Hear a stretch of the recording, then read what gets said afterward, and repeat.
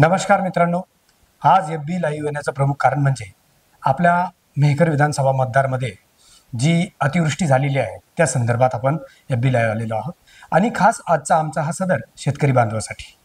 आज आपण जे अन्न खातो पण त्या अन्नामागची वेदना कुणी बघतं का? नाही.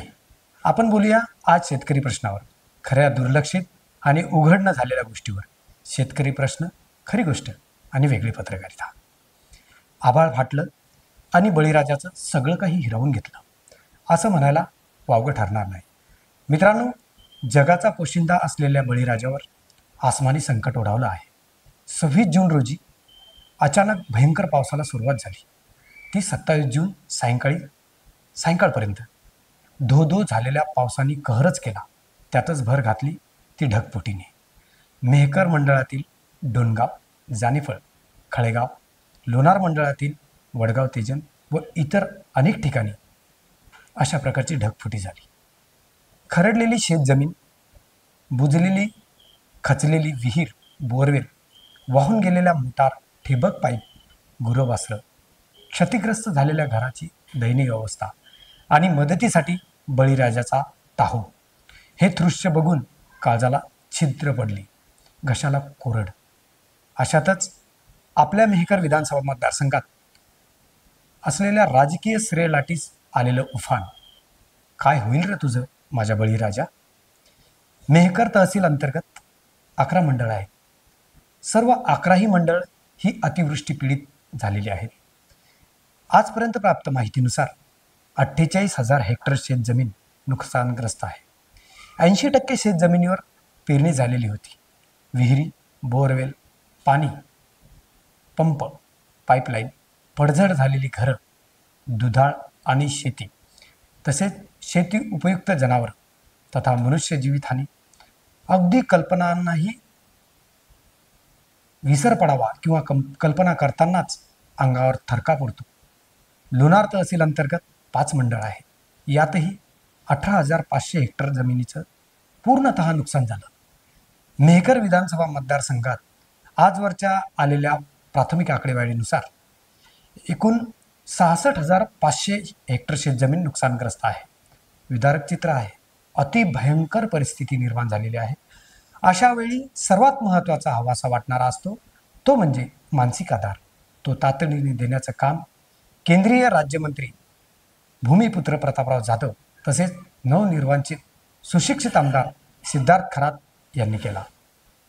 बळीराजा संकटात सापडला.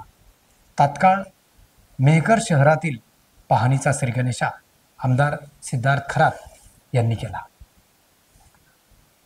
शहरातील पाहणीचा आढावा धो असलेल्या पावसात अतिशय दुर्गंधीयुक्त पाण्यामधून घेतला, तोही सुद्धा प्रशासकीय यंत्रणेला सोबत घेऊन. याच दरम्यान ग्रामीण भागात अनेक ठिकाणी ढगफुटी झाली अशी चर्चा त्यांच्या कानावर आली. तात्काळ त्यांनी आपला मोर्चा वळवला तो ग्रामीण भागात. देऊळगावमाळी, सुलतानपूर, सीतानानी नदी, मेहकर शहरातील पेनगंगा नदी, डोणगाव येथील कास नदी, देऊळगाव साखरशा येथील उतावळी नदी यांना महापूर आला होता. त्यामुळे नदीकाठच्या गावात, शेतात मोठ्या प्रमाणात पाणी शिरून शेतजमीन खरडली गेली. अनेक घरांची पडझड झाली. कनका, मोहना, मांडवा, माळेगाव, सावत्रा, देऊळगावमाळी, सोनारगावान यासह अनेक खेड्यामध्ये जाऊन शेतकऱ्यांना प्रत्यक्ष भेटी दिल्या, त्यांचे सांत्वन केले. प्रशासकीय यंत्रणेला तात्काळ पंचनामा करण्याचे आदेश दिले. लोणार मेहकरचे तहसीलदार, तालुका कृषी अधिकारी यांना सुद्धा स्पॉटवर पंचनामे करण्याचे आदेश निर्गमित केले. कधी काळी मंत्रालयात AC मधून कार्य करीत असलेल्या अधिकाऱ्याची अशी कार्यपद्धती शेतकऱ्यांना चमत्कारासमान वाटली. नुसता चमत्कार नव्हे तर नियमानुसार पात्र होण्यासाठी अथवा नियमात शिथिलता आणण्यासाठी आगामी अधिवेशनात प्रश्न उपस्थित करून शेतकऱ्यांना नुकसान भरपाई मिळवून देण्यासाठी आमदार सिद्धार्थ खरात यांनी चंग बांधला आहे. त्याचप्रमाणे दिल्ली दौऱ्यात देशाचं नेतृत्व करत असताना आपल्या राजकीय जन्मभूमीत, कर्मभूमीत आसमानी संकट ओढवलं हे कळताच जिल्ह्याचे भूमिपुत्र अधीर झाले. मिळेल त्या विमान वाहनाचा आधार घेऊन मेहकर विधानसभा मतदारसंघात दाखल झाले. समयसूचकता आणि कार्यतत्परता ही त्यांची खासियत आहे. अर्थातच दुसऱ्या दिवशी 10 वाजता प्रशासकीय दौरा अतिवृष्टी भागात करण्याचे त्यांनी आदेश दिले.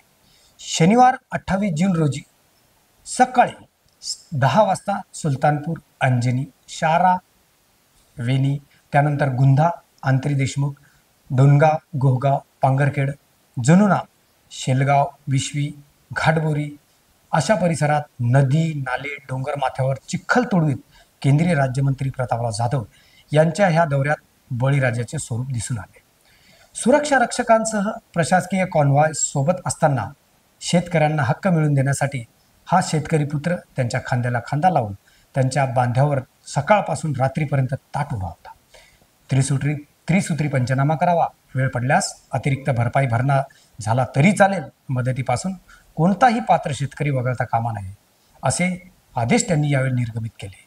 प्रशासकीय नुकसान या ग्रस्तांच्या यादीचे चावडी वाचन करा म्हणजे पारदर्शकता येईल असे सक्तीचे आदेश यावेळी भूमिपुत्रांनी दिले. अर्थातच विधानसभा मतदारसंघात आमदार सिद्धार्थ खरात तसेच बुलढाणा जिल्हा खासदार केंद्रीय मंत्री प्रतापराव जाधव यांनी केलेल्या या कार्याची प्रशंसा व्हायलाच हवी. आम्ही सुद्धा या दौऱ्यात प्रत्यक्ष सहभागी होऊन आसमानी संकटाचे साक्षीदार आहोत. आता वेळ संयम आणि समन्वयाची आहे. राजकीय प्रगल्भता असलेल्या दोन महाव्यक्तींना उपदेश देणं म्हणजे सूर्याला तेजाबाबत सांगण्यासमान आहे. बळीराजाची व्यथा आपण सर्वांनी बघितली आहे. त्यांची कथासुद्धा आपण त्यांच्याच मुखातनं त्यांच्या बांध्यावर जाऊन ऐकली आहे. तेव्हा शेतकरी हिताय, शेतकरी सुखाय हा निर्णय उभयतांनी घ्यायला पाहिजे. पक्ष आणि व्यक्ती ही संकल्पना थोडी बाजूला बाळगत मोठ्या मनाने आपल्या शेतकरी हितासाठी दोन्ही राजकारणी आपला बळीराजा आपल्यासाठी निर्णय घेतील अशी अपेक्षा करीत आहेत. आमच्या खोज मास्टर न्यूज चॅनलकडून सर्व शेतकऱ्यांना एक नम्र आवाहन करण्यात येत आहे की टोकाचं पाऊल उचलू नका. एक वेळ आपण नसलात तर आपल्या परिजनाची काय अवस्था होईल, काय दुरावस्था होईल हा प्रश्न मनाला विचारा. धीर धरा, विचार करा. संकट आसमानी असो, सावकारी असो किंवा सुलतानी असो, मार्ग निश्चितच आहे, शोधला पाहिजे. आमच्या वतीने अतिवृष्टीत पीडित सर्वांना एक सूचना आहे. गुगल टॅगिंगचे फोटो व्हिडिओ काढून ठेवा म्हणजे आपला लढा सबळ पुरावासह असेल. विधानसभा आमदार सिद्धार्थ खरात आणि केंद्रीय मंत्री प्रतापराव जाधव अशा दोन लोकप्रतिनिधीचा ठोस पाठिंबा आपल्याला आहे. असं असताना भीती कशाला रे भल्या माणसा. सोबतच आम्ही सुद्धा आहोतच. निर्भीड, निडर, सडेतोड पोलखोल पंचनामा करणारं आपलं हक्काचं व्यासपीठ खोज मास्टर न्यूज चॅनल. तेव्हा मित्रांनो पुन्हा एकदा सांगतो, हा व्हिडिओ स्वतंत्र आणि स्पेशल आपण शेतकरी बांधवासाठी केलेला आहे. त्यांना धीर आणि संयम या वेळची ही आवश्यकता आहे. आणि हे असं असताना आपल्या खोज मास्टरच्या न्यूज चॅनलला त्याचप्रमाणे फेसबुक, इंस्टाग्राम, यूट्यूबला शेअर करा. जास्तीत जास्त लोकांपर्यंत आपला हा व्हिडिओ जाऊ द्या, जेणेकरून आपल्या मतदारसंघातील किंवा अख्ख्या देशातील, राज्यातील एखाद्या शेतकऱ्याच्या मनामध्ये जर चलविचल झालं आणि त्याने आत्महत्येचा जर प्रयत्न करायचा विचार केला तर त्या विचारापासून आपण त्याला वेगळं करूया, त्याला जगण्याचा धीर देऊया, त्याच्या कुटुंबाचा आधार वाचवूया. धन्यवाद.